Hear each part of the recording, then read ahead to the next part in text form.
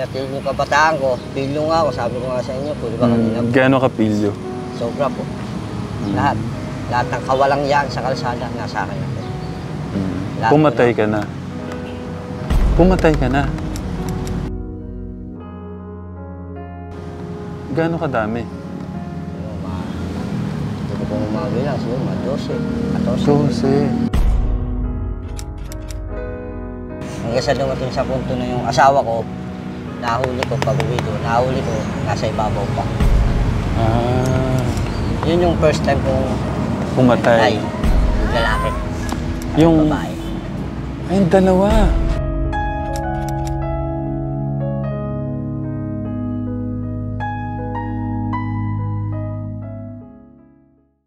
So sila nagpatayo, sila nagpaano, pero sa akin pera yun.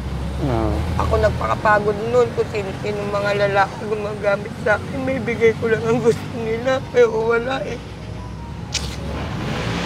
Hindi talaga nila ako pinalaga. Wala silang kwentang ina at ama para sa akin. Sa akin lang po pero kung gustuin ko naman mamili ng ina, yung iba, sobra. Kasi doon ko nakanasan. Nung nakunan ako, nainuwanan ako ng lalaki ko, ibang nanay ang nag-asikaso sa akin. Sakaling ina ko, pero hindi. Ibang nanay. So, papapiliin lang talaga ako ibang nanay ang gusto ko, hindi sila. Ibig sabihin yung galit mo, sobra pala. Sobra po. Batang-bata pa ako, 7 taon nang masukan ako ng katulong. Para lang maibigay ko lang sa kanila yung mga gusto nila. Nag-13 anyos ako na napunta ako.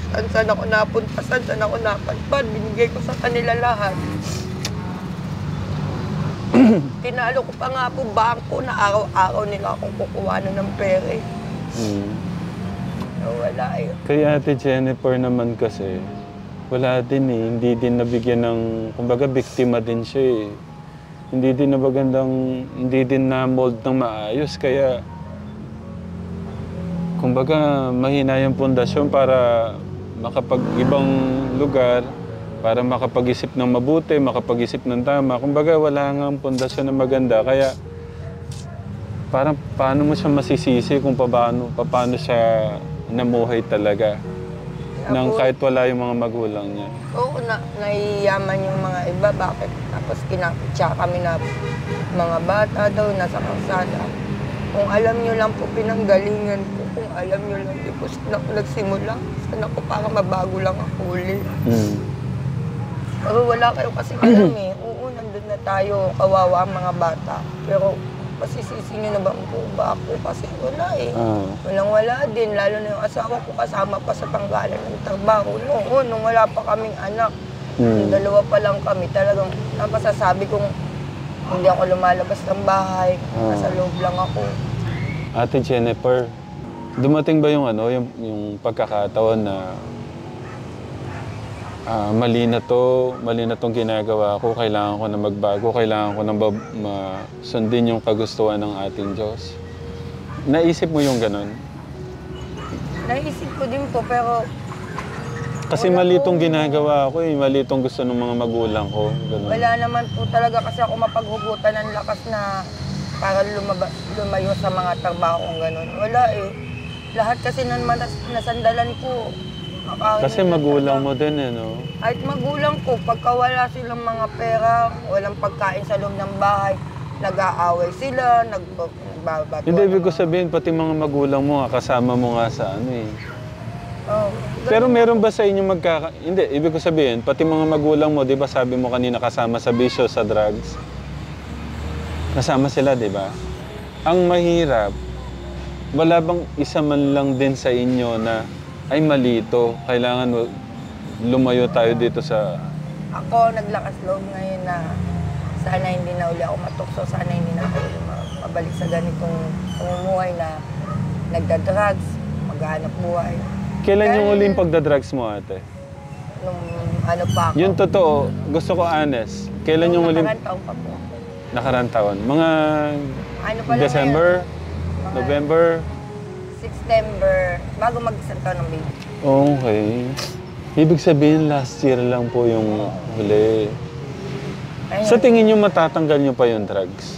Matatanggal po, basta po huwag ka lang uli mautukan ng mga kapwa mo yagit na ganito. Kaya Hindi, po, sino po yung mag-ano sa inyo? Meron pa kahit ganito ng... Oo, kahit po ganito Ganitong po. sitwasyon? Yes po. Hala. Marami po talaga. Yun nga po eh. Tapos pagka ako hindi naman po sa nagmamalinis ako, hindi sa nag-aangat silya ka. Oh. Oo, naranasan ko yung tama-tama na sinasabi nila. Yung iba po kasing pamilya pagka walang mga tama, nag-aaway sila, nagtatalo, namumurahan, ganito, ganyan. Pag walang tama. Oo. Nag-aaway. Tapos lahat ng gamit nila, sinisira nila. Yun yung walang drug sa katawan. Yun yung walang drug sa katawan. Ako, sa ngayon, mga 5 buwan na po yata ako ngayon na halos napapahinga na din. 5 buwan na ako napapahinga sa drugs. Oh. Eto, gawain lang namin. Kahit pagod ako, naasikaso naman po ako ng asawa ko sa pangingil dyan. Oh. Hindi naging mainit ang ulo ko. Gusto ko lang basta may pagkain kami, yung mga anak ko may gagamitin, may diaper at gatas. Saya na ako. Parang hindi ko na kailangan na mag-drugs, kung saan mag-aaliwalo dyan na para makakuha uli ng pera. Hindi na. Ayun siya ngayon. Awa naman ng Diyos, tinutulungan niya ako kahit wala siyang trabaho. Yung tulong na lang na sa mga anak ko, asikaso sa akin. Oh. Alam niya rin kasi yung pinagdaanan ko, wala pa sa pinagdaanan niya. Na bali, siya na ngayon ang gumagabay sa akin. Siya ang, sinasabi natin yung sa taas, yung langit na Panginoon natin. Siya ngayon ang gabay ko. Kasi, yung dinadanas ko ngayon, pinagdaanan niya na sobra. Yung asawa ko na. Kaya wala akong masasabi ngayon, proud talaga ako sa asawa ko. Yung dating ako na nagbibisyo, nagpupok kung kani-kaninong lalaki sumasama. Nung una po kasi nagalaw ako, oo, nasaktan ako kasi virgin pa nga po ako nun. Hindi po talaga ako nakatayo ng higaan. Isang linggo ako hindi nakatayo ng higaan nun. Doon yun namatay yung baby ko kasi doon ako nag-umpisa nagtrabaho kung saan ako pumupunta. Mapasok ng mga kalenderya, ay bawal po magbuhat ang buntis, di ba po? Noon, nakunan ako. Nung simula pong first baby ko na nakunan ako, doon na ako lumayo na sabi ko, wala kang kwentang asawa. Napabayaan mo lang ako. Nga sumama ko sa, sabi nila gusto ko daw po ba ng easy money. Yung sinasabi po nilang easy money. Doon na po ako pumasok. Hindi. Okay. Kung sa broken family lang, mas malala pa yun sa akin kaysa sa kanila. Kasi ako bata pa lang, talagang hindi ko na namulatan yung ina ko na, Nak, papasok ka dyan, kaya mo ba yan? Nak, hindi kita dunundun ganyan. Hindi ko po narinig yun. Kayaan lang po nila ako eh. Saan ako napadpad, malayo. Talaga po, kung maano lang nga po, kung sa magpakailan lang, wala pa po yan. Totoo lang, kasi marami, hindi lang po. Kung sa 100 na lalaki, marami po gumamit sa akin sa ganyan na trabaho ko. Kaya nga po, kung mapapalabas man po ako sa TV, wala yung magpakailanman at yung wish ko lang na sinasabi nila sa buhay ko. Sobra po. Ano pong plano niyo mag-asawa ngayon? Kung may magbibigay po sa amin o may ma-applyan na trabaho yung asawa ko, papasukan naman po yan. Hindi ako hindi kasi para makapunta kami uli ng sinasabi namin bahay o kaya ano. Kuya, anong plano niyo mag-asawa ngayon? Ang plano po talaga namin, kaya po umiwalay kami sa ibang kasama namin. Makaipon po kami, makabili kami ng sasakyan namin, motor nga po. Kagaya po na napundar namin na second hand din po. Para kung halimbawa may magipit man kami, meron kami huling para sa mga anak namin. Siya ngayon po, kung halimbawa magkasakit po yung mga anak namin, wala ko kami mahuhugot, wala ko kami kagadget-gadget. Yung kinikita niya po sa panghihingi po dyan sa mga sasakyan, sakto lang din po pang gastos din po, gatas. Yun lang po sa plano namin sa ngayon po. Hindi naman po namin kayang pagsabay-sabay lahat ng plano namin, step by step lang. Pero talagang goal po namin talaga, mapabinyagan po yung dalawang anak. Yun lang po ang pinaka-ano namin. Hindi, naisip ko, Cebu ka kuya, di ba? Wala ba kayong naisip na hindi nyo ba napag-uusapan na uwi na lang tayong Cebu? Ay, hindi Uuwi na lang tayo. Ha? Bakit? Mas mahirap po. Mas mahirap yung ganito. Wala. O, para sa akin po, okay na po yung dinadanas namin ganito sa Manila, dito po, sa lugar na to. Kasi sa Cebu po, pagka wala kang trabaho, talagang busog po. Kahit nasabi mo may sarili kang lupa, kung wala kang pang puhunang pantanim, wala rin yung sinasabi nilang kamote. Kakain naman kayo kahit kamote. Oo, dinanas ko po yun, kahit nga po yung mais, yung hinumay na mais, yung durog na bigas, kinain po namin doon. Hanggang sa yun nga po, na-experience po, mas po kayo rito, pangalakal. Sa Cebu po, wala nangangalakal. Napakadalang po. Dito kahit papano, mangalakal ka, maka isang sako ka, 3 sako, may pambili ka ng bigas. Sa Cebu po, wala. Pag inalaan ka pa po, sa'yo, kawatang ka. Bawal ka pumasok sa mga ganitong lote. Kasi kwento niya, buhat nung nagsama kayo, napabuti siya. Kaya salamat doon. Ibig sabihin, nagkaroon siya ng kasiyahan sa puso niya. Naging kontento siya sa'yo. Hindi siya... Pero ikaw, anong masasabi mo sa asawa mo? Papasalamat din po ako sa kanya. Kasi alam niyo bakit po nagpapasalamat na pumayag siya mga kasama ko. Mabuhay mo siya. Marami rin po siya na bago sa akin, hindi na lang po nabuhay. Una-una po, yung mga kalokohan ko. Pagiging pildo natin, siyempre. Kahit masabi natin nag-anak buhay ako, may pangailangan ako. Pero pinasasalamat ko sa kanya. Siya lang nagbigay sa akin ng anak na lalaking matagal na ng pinapangarap ko. Yan lang naman po pangarap ko lalaki. Sabi ko nga po kahit isa lang. Pinagpala pa po, dalawa Gusto po. ni God na bigyan ka. Simula nung nilabas po niyang asawa ko yan, tuwang po kami, wala pang tumulong sa amin nun. 2 anak ko. Magmula Maynila, hanggang Novaliches, Tala. Nilakad po namin yun. Doon po pinanganak yan. Natutulog po ako sa morgue, katabi ko bangkay. Dahil nga tumatakas ako sa mga gwardiya. Bawal po yun kasi bawal ang lalaw. Pandemya po. Doon ako natutulog, nagtatalokpong din ako ng puting kumot, katabi ko puro bangkay. Gumawa po ako ng paraan para makita ko sila kahit sa bintana lang. Tumalon ako sa mataas na bakod.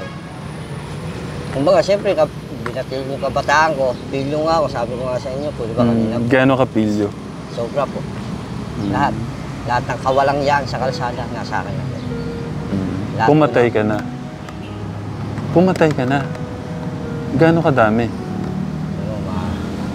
Kung mga bilang, siguro mga 12, 14. 12. Bakit? Dala po ng pangailangan po.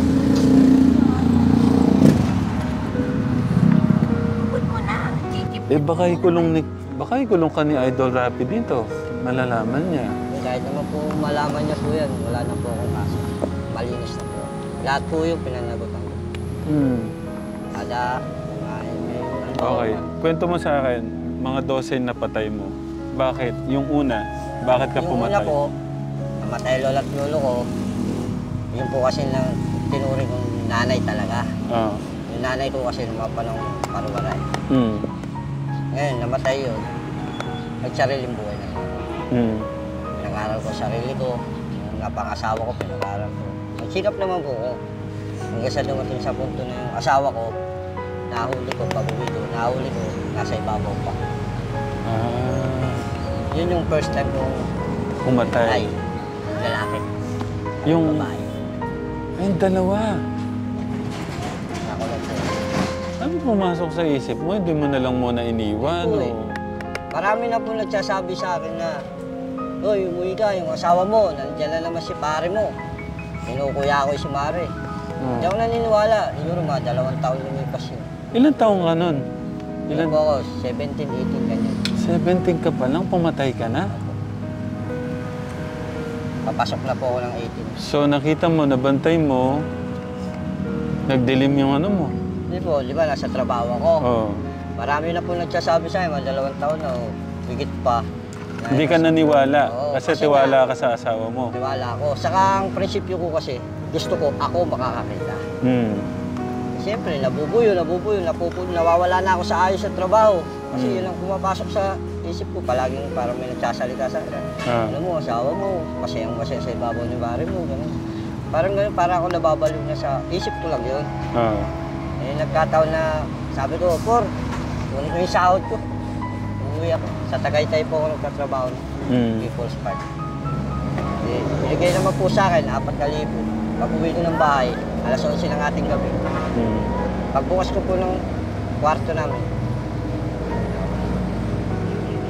Pagkita mo, may dala ka na bang ano nun? Sa likod po kasi ng pintuan namin, may panggapas po ako. Panggapa? Yung lingkaw kung tawagin, Oo. sa palay.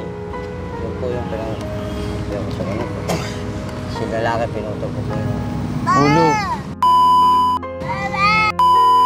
sinubo ko pa po sa asawa. Kumbaga, napraning na po ako, wala na ako sa pagkatao. Kumbaga, humiwalay na yung kaluluwa ko sa katawan ko. Okay, yun yung dalawa. Pero nung naimasmasan po ako sa kulungan, napagtanto ko sa akin. Hindi ako gumawa nun. Ba't tao gumawa nun? Kasi, hanggang ngayon po, kahit sa lugar nyo po kayo pagtanong, wala po ako. Away, gulo. Okay, yung sumunod. Kasi sumunod naman po, siyempre nakakulong ako. Nakilala ako. Hanggang sa lumaya ako, may umalaga sa akin. Hindi ko na po babanggit. Mag-aalaga.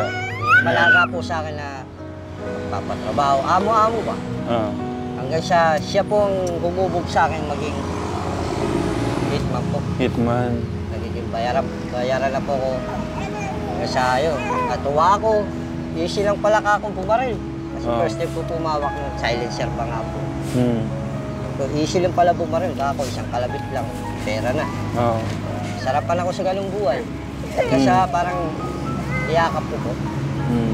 Hindi po ako may aminin sa inyo. Iyakap ko talaga. Yung panahon ko na yun na malakas ako kumita. Anong mga bakit ka pumapatay? Ba't mo sila pinapatay? May mga atraso po.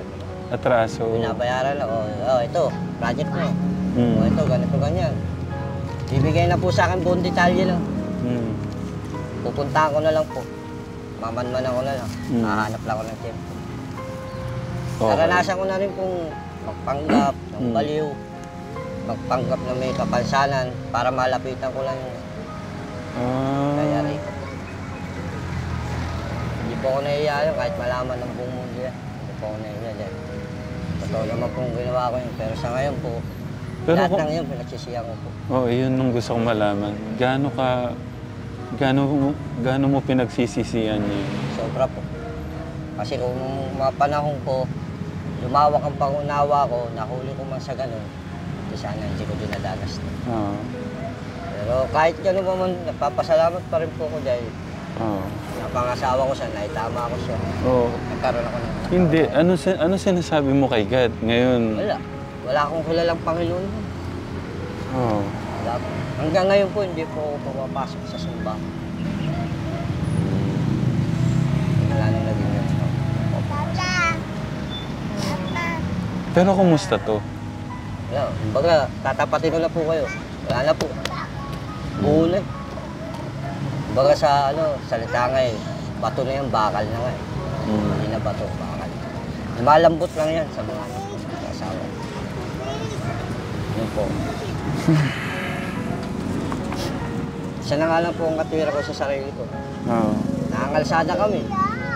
Siyempre, hindi naman po habang panahon naligtas kami. Sinabi ko lang sa asawa ko, bago kayo masaktan, ako muna. Sabi ko sa kanya, alam mo bakit? Matagal na akong patay. Sabi ko, nakatayo lang ako sa harapan mo para maningil ng mga may utang sa akin. Kaya kahit sino, kahit ano, wala. Sige, laban. Ito. Pero yun, yung pagpatay, kaya mo pa yun? Kung papalarin, kung hihilingin po ng pagkakataon, kung lalo na kung pamilya ko Hindi yung ganon. Kumari may mag-utos pa ulit sa'yo. Meron na po nangyari. Yung dati kong amo ko. Tinanggihan ko po yun. Siya na po mismo tumanggi.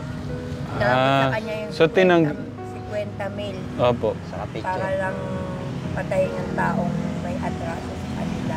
So okay na. Hindi na. Hindi ko tinanggap. Sabi ko, alin ko naman kako yung pera niya kung makukulong naman kako yung asawa ko. Sabi ko ngayon, magpahanap kayo sa iba. Eh, kapag tinanggap mo yan, mahal, hindi mo na kami makikita ng anak. Tama. Hindi niya tinanggap. Binalik niya yung pera noon, pati yung binigay sa kanya. Oo. Pero natutuwa ako doon sa sinabi mo, Kuya Junel. Kasi kung wala kang Diyos dyan, wala tayong Diyos sa buhay natin, walang magiging, hindi tayo magkakaroon ng tunay na kapayapaan o kaligayahan sa buhay natin. Kasi inuulit ko, lagi ko sinasabi at sa buhay ko, ang totoong tagumpay naman si God eh. Totoong tagumpay ng buhay, pagkatapos o pagka napunta na natin yung pinakamalapit ng end ng buhay natin, sa katapusan ng buhay natin, yung makasama siya. Pero thank you sa sa pagtanggap, sa gusto natin magbago. Tama yun. Totoo po na talagang nagtitinong na ako babago. Kahit sino pong tanongin nyo sa mga nakasama ko, sa buong Maynila po, kilala na po. Wala po ako Sa buong Maynila, kilala ka? Opo. Bakit? Dahil nga po, ilang beses ako nakahuli ng magnanakaw. Oo. Talagang, nung ulti po, sinusurrender ko. Ilang beses ako nakakita ng nadidisgrasya. Oo. Bibigyan pa nga po ako ng pera. Yan sa Plaridel, ilang beses may nababangga sa may tulay, sa may semplang. Oo. Binibigyan akong pera, hindi ko po na pera. Basta tanging sinasabi ko lang, mag-iingat kayo, lalo na nag-aampo. Yeah. Sabi ko, hindi ko kayo tinulungan para sa ganyan. Sabi ko, kumikita naman nung comment ako. Totoo po yan, alam ng Panginoon natin yan. Kahit yung mga kasama ko ngayon sa Plaridel, tanungin niyo po ako. Malalaman niyo po yung totoo na talagang tinutulong. Kahit nga kagaya namin, pag sumusobra na po yung bigay sa amin, sinishare ko rin. Ako po nagsasabi sa loob, mahal, bigyan natin ng ganito yung isa. Bigyan natin ng ganito.